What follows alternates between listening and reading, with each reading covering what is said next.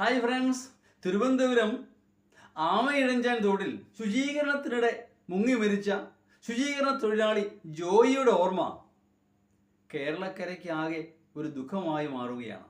ഏവരെയും അത്ഭുതപ്പെടുന്ന കാര്യം ഇതിൻ്റെ ഉത്തരവാദിത്തത്തിൽ നിന്ന് ബന്ധപ്പെട്ട അധികാരികൾ ഓരോരുത്തരായി കഴുകിയെഴുകുന്നു എന്നുള്ളതാണ്. Number 1, Indian railways. റെയിൽവേയുടെ ഉടമസ്ഥയിലുള്ള സ്ഥലം, അവിടെ റെയിൽവേയുടെ കോൺട്രാക്ടർ ചുമതലപ്പെടുത്തിയ കരാർ തൊഴിലാളി. അങ്ങനെ ഒരാൾ മരിച്ചാൽ അതിന് ഉത്തരവാദിത്തത്തിൽ നിന്ന് ഒളിച്ചോടാൻ ഇന്ത്യൻ റെയിൽവേക്ക് സാധിക്കുമോ? ഒരിക്കലുമില്ല. അതിലുപരി മരിച്ചയാളുടെ കുടുംബത്തിന് അർഹമായ നഷ്ടപരിഹാരം കൊടുക്കാൻ ഇന്ത്യൻ റെയിൽവേസിന് ബാധ്യതയുണ്ട്. Number 2, Thiruvananthapuram corporation. എന്തൊക്കെ വാദമുഖങ്ങൾ ഉയർത്തിയാലും കോർപ്പറേഷൻ പരിധിയിലുള്ള സ്ഥലത്തെ ശുചീകരണവും ആരോഗ്യ സംരക്ഷണവും കോർപ്പറേഷന് ഉത്തരവാദിത്വം തന്നെയാണ്. ഒരുപക്ഷെ റെയിൽവേ അത് പാലിക്കുന്നില്ലെങ്കിൽ അവർക്കെതിരെ നടപടിയെടുക്കാനും വേണ്ടി വന്നാൽ കേസ് കൊടുക്കാനും കോർപ്പറേഷൻ അവകാശമുണ്ട്, അധികാരമുണ്ട്. ഇന്ത്യ ഗവൺമെന്റിനെതിരെ കേസ് കൊടുക്കാം, ഒരു വ്യക്തിക്ക് പോലും. അപ്പോൾ പിന്നെ ഒരു കോർപ്പറേഷന്റെ കാര്യം പറയണോ?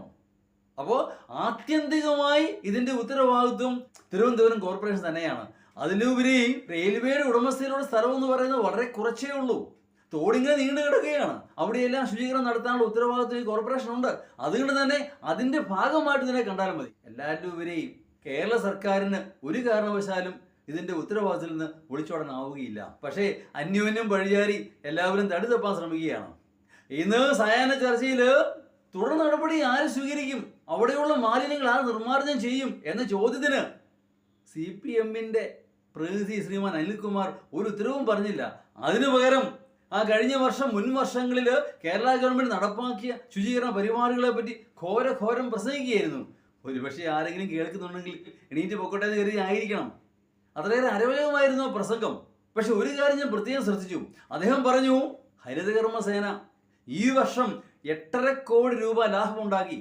കഴിഞ്ഞ വർഷം അത് 5.5 കോടിയായിരുന്നു. അപ്പോൾ നമ്മൾ ശ്രദ്ധിക്കണം, ഈ ഹരിതകർമ്മസേനക്കാർ നമ്മുടെ അടുത്ത് നിന്ന് ഈ സാധനം വാങ്ങിക്കൊണ്ട് പോകുന്നത് ചുമ്മാതെയല്ല, അവർ ലാഭം ഉണ്ടാക്കുന്നുണ്ട്. അതിനേക്കാൾ ഉപരി ഒരു സാധനം കൊടുക്കാത്തവരുടെ പക്കൽ നിന്നും 50 രൂപ പിരിവ് വാങ്ങുന്നുണ്ട്. അവർ ഈ സാധനം വിറ്റിട്ടായിരിക്കണമല്ലോ ലാഭം ഉണ്ടാക്കുന്നത്. 1-2 8.5 കോടി. അപ്പോൾ പിന്നെ എന്തിനാണ് നിർബന്ധിത പിരിവ്? ആലോചിക്കേണ്ട കാര്യമാണ്. നമ്മളെ പിഴിഞ്ഞു കൊണ്ടുപോവുകയാണ്. ഒരു സാധനം കൊടുത്തില്ലെങ്കിലും 50 രൂപ പടിയാ, നിർബന്ധിതമാണെന്നാണ് പറച്ചിൽ. അതെന്ത് മര്യാദ എനിക്കറിഞ്ഞുകൂടാ. അതെന്തൊക്കെയായിരുന്നാൽ പോലും എനിക്ക് ചോദിക്കാനുള്ളത് നമ്മുടെ കേന്ദ്രമന്ത്രി സുരേഷ് ഗോപിയോടാണ്. അദ്ദേഹം പ്രതികരിച്ച് കണ്ടേയില്ല. അദ്ദേഹം കേന്ദ്രമന്ത്രിയാണോ അതോ ഇനി തൃശ്ശൂരിന്റെ മന്ത്രിയാണോ എന്നാണ് എൻ്റെ സംശയം.